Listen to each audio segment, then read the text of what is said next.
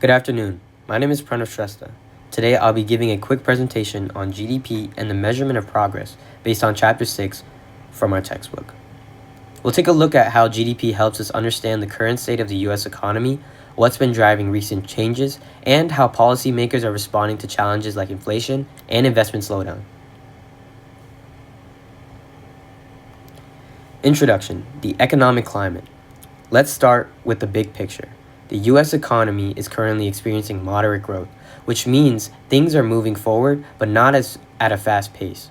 At the same time, we're dealing with persistent inflation and signs that consumer spending may be slowing down. This is where GDP comes in. Gross domestic product is one of the most widely used tools to measure the overall performance of a country's economy. It doesn't just track what we produce, it also gives us insight into living standards, income, and whether policies are actually working to keep the economy stable. So now we have current GDP trends. According to the Bureau of Economic Analysis, real GDP in the fourth quarter of 2024 grew at an annual rate of 2.8%. That's a slight increase from the 2.5% growth we saw in quarter 3. And although the jump isn't dramatic, it tells us something important. The economy is still expanding, even with tight financial conditions. This kind of growth is considered healthy because it avoids overheating and is mostly driven by resilient consumer demand, especially in the services sector. But behind those numbers, there are some warning signs, and that brings us to what's really influencing GDP right now. So key factors affecting GDP. So what's driving the recent changes in GDP? Let's start with consumer spending, or C. It's been relatively strong, thanks in part to low unemployment rates and wage growth. But at the same time, higher interest rates are making it harder for people to finance big purchases like homes, cars, or even student loans. Then we have business investments, or I, which has been declining. Companies are hesitant to spend due to both higher borrowing costs and uncertainty about the future, especially with global conflicts and changing trade conditions. Lastly, government spending, or G, remains steady. We're seeing increases in areas like infrastructure and defense, but they haven't been enough to fully offset the weakness in private investment. A significant episode.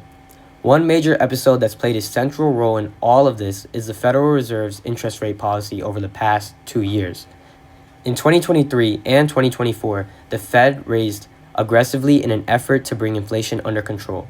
And while it had some successes, it's also led to significant side effects.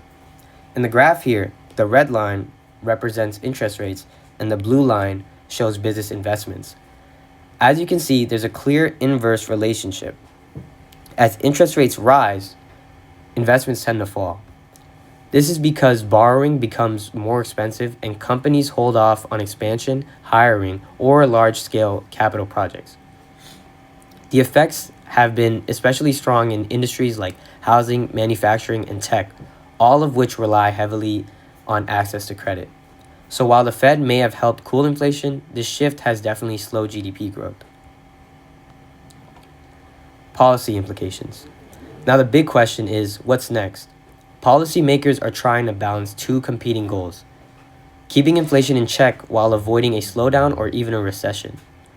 If inflation continues to fall, and there are signs that it is, the Federal Reserve may pause or even lower interest rates later this year. That could reignite business investment, and ease pressure on consumer with loans. But if they cut rates too soon, inflation could come back. So the Fed is likely to be very cautious, using data from CPI, employment, and GDP to guide its next steps. This is a moment where monetary policy really has to walk a fine line. Conclusion. To summarize, the U.S. economy is showing modest, steady growth, and GDP tells us that things are moving in the right direction, but it's not all smooth sailing. Inflation and high interest rates are still significant headwinds, especially when it comes to business investments.